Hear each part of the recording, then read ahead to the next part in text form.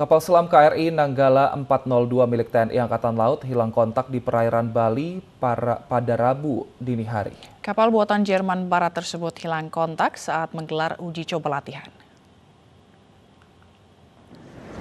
Panglima TNI Marskal Hadi Cahyanto menyebut kapal hilang kontak sekitar 60 mil dari Pulau Bali pada Rabu dini hari sekitar pukul 3. Kapal hilang kontak saat ikut dalam skenario latihan penembakan rudal di Laut Bali. 53 personel dipastikan berada di dalam kapal. Kapal diduga tenggelam di kedalaman 600 sampai 700 meter. Upaya pencarian tengah dilakukan dengan mengerahkan sejumlah kapal yang memiliki kemampuan pencarian bawah air. Indonesia juga telah minta bantuan kapal penyelamat kapal selam milik Singapura dan Australia.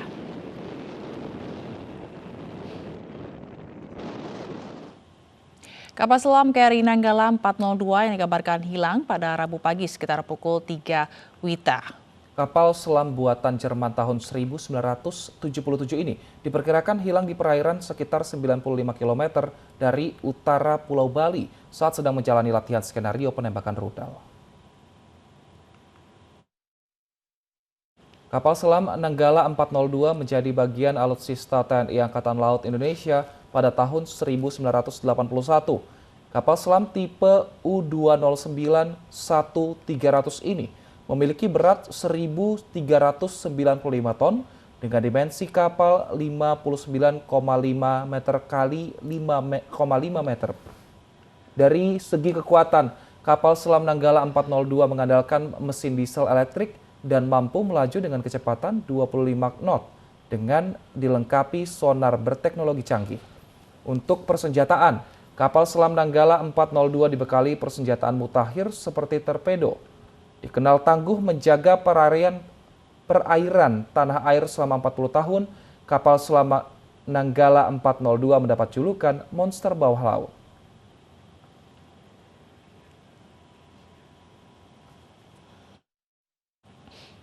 Kapal selam KRI Nanggala 402 yang hilang kontak di perairan Bali membawa 53 personel. 49 ABK, 1 komandan, dan 3 personel arsenal. Berikut nama-namanya.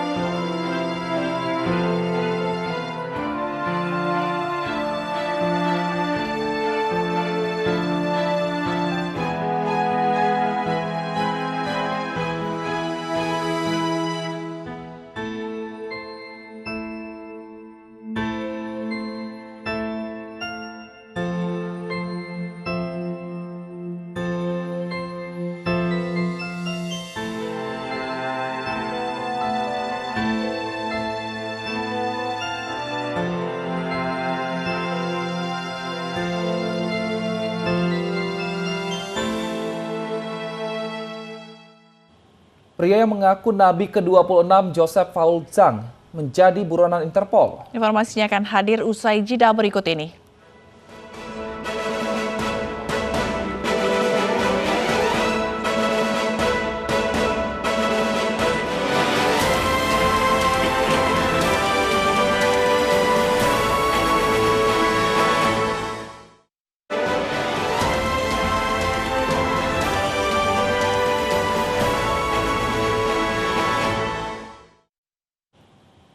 Pengadilan Negeri Jakarta Timur kembali menggelar sidang lanjutan kasus hasil swab tes Rizik Syihab. 6 orang saksi, 5 diantaranya dokter Rumah Sakit Umi Bogor dihadirkan untuk bersaksi. 6 orang saksi yang hadir diantaranya Sarbini Abdul selaku Presidium Mercy, serta 5 orang dokter dan dokter spesialis di Rumah Sakit Umi Bogor, Jawa Barat. Rizik dan Direktur Utama RSUMI Bogor didakwa telah menyebarkan berita bohong terkait kondisi kesehatan Rizik Syihab. Rizik dan Dr. Andi Tatat diduga menutupi hasil swab tes reaktif Rizik Syihab kepada publik usai Rizik beberapa kali menggelar acara yang mengundang kerumunan massa.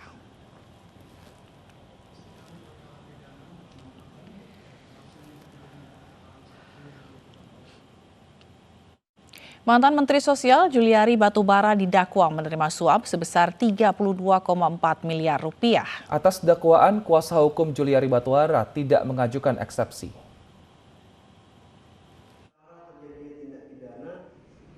Mantan Menteri Sosial Juliari Batubara menjalani sidang perdana pembacaan surat dakwaan terkait kasus dugaan korupsi dana paket bantuan COVID-19 di Pengadilan Tipikor, Jakarta.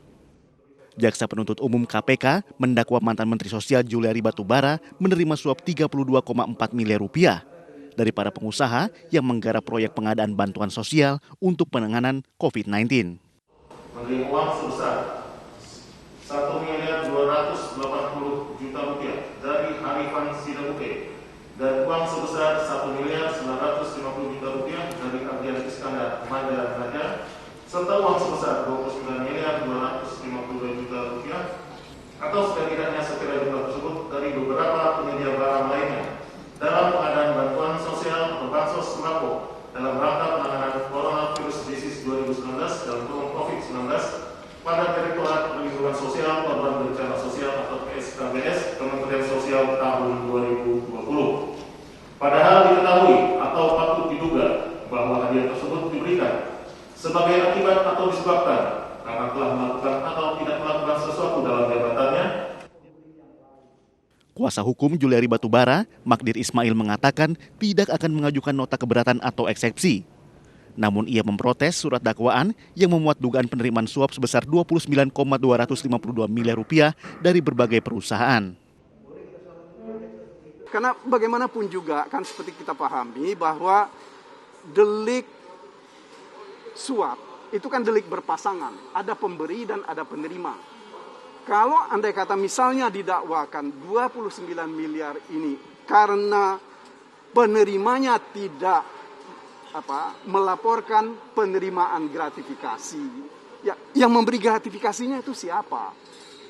Itu satu. Kemudian yang kedua, tidak pula didakwakan bahwa ini adalah merupakan penerimaan gratifikasi yang tidak dilaporkan.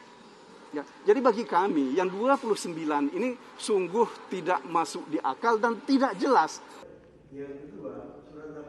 Sidang akan dilanjutkan dengan agenda pembuktian pada Rabu 28 April mendatang dengan menghadirkan 2 orang saksi. Dari Jakarta, Ririn Oktaviani, Sutrisno Purwadi, iNews melaporkan. Direktur PT Dua Putra Perkasa Pratama, Suharjito divonis 2 tahun penjara dan denda sebesar 250 juta rupiah karena terbukti bersalah menyuap mantan Menteri Kelautan dan Perikanan Edi Prabowo sebesar 2,1 miliar rupiah. Terdakwa menyuap untuk memuluskan perizinan ekspor benih lobster.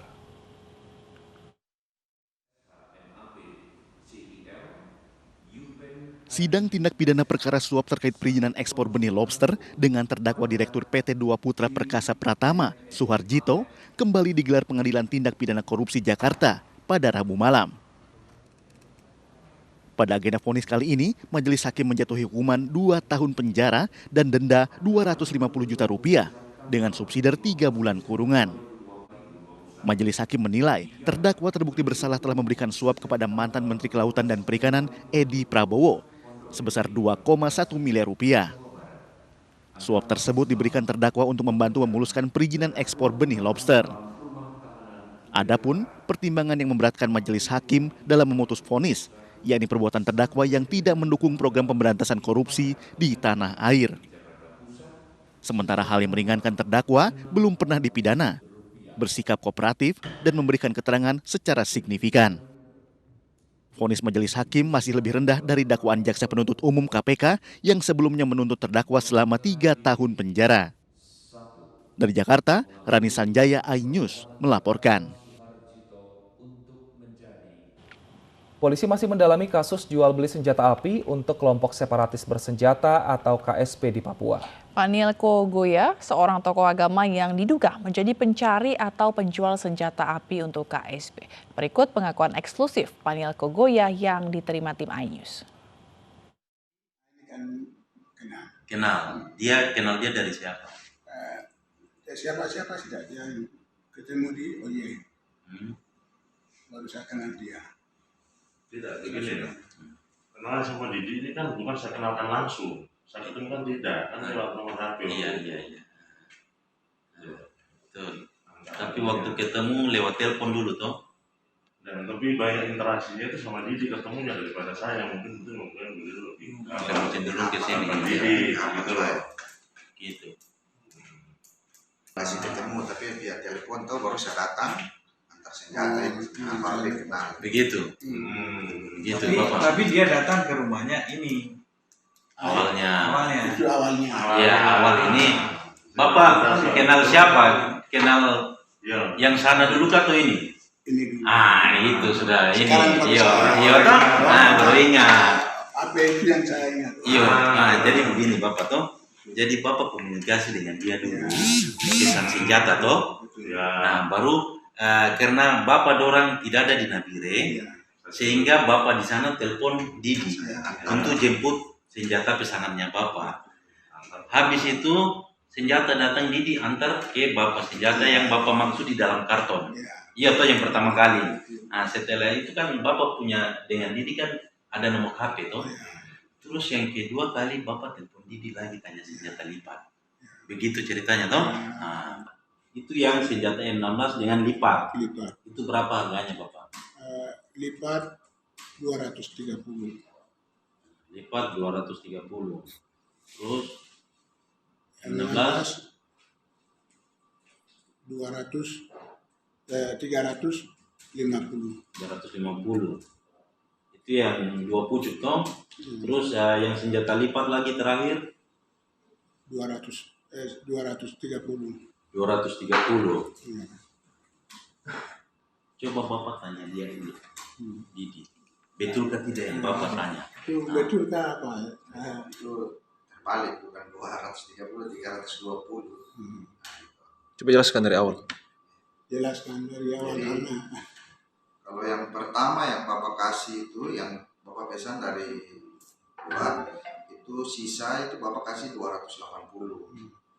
Lalu yang kedua lewat saya itu 320 sama 350. Yang terakhir lagi Total itu 500. 580. 300 sama 280. Yang kedua ini yang 320. Yang terakhir 320. Yang baru datang itu 250. Tapi sudah bayar. Sudah. Bapak kasih dia uang toh? Juga dilakukan pemimpin pesantren Al Zaitun di Indramayu, Panji Gumilang. Polisi telah memeriksa keterangan 24 saksi. Laporan diterima Polda Jawa Barat pada bulan Februari 2021 lalu. Total 24 saksi dimintai keterangan termasuk terlapor, pelapor, juga dokter terkait dugaan pencabulan yang dilakukan pimpinan Pondok Pesantren Al Zaitun Panji Gumilang. Pelapor berinisial K merupakan karyawan Pondok Pesantren Al Zaitun yang sudah bekerja sejak 2016. Dalam salinan laporan diketahui korban mengalami dugaan tindak pidana pencabulan sejak 2018. Dalam laporan, korban menyertakan sejumlah bukti seperti hasil USG, kwitansi berobat, hingga video. Kasus ini sudah ditangani Polda Jawa Barat dan masih berstatus penyelidikan dan akan segera dilakukan gelar perkara.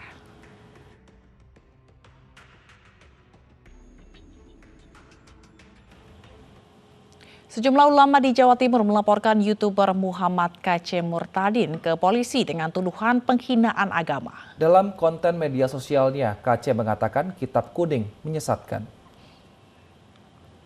Para ulama dari beberapa pesantren di Jawa Timur ini mendatangi Mapolda Jawa Timur.